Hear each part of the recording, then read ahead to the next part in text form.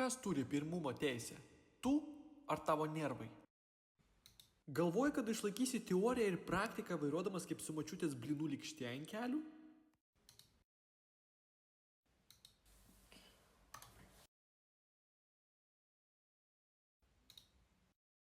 Yes!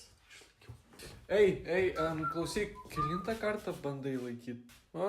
Čia mano pirmas. Galėsiu oficialiai mamai pasigirti. Manau, turbūt ašarą nubrauks, čia mano 5.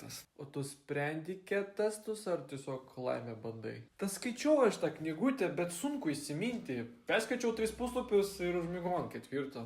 Reikia kažkokio aiškesnio būdo. Klausyk, tu kiekvieną rytą iš lovos su tokia sėkmė atsikeli. Tai nesėkmėje esmė. Gerai, tai kur tada slypi tavo paslaptis? Žiūrėk. Roboket.lt Virš 1500 ket testų klausimų. Ir personalizuotos dienos mokymosi planus.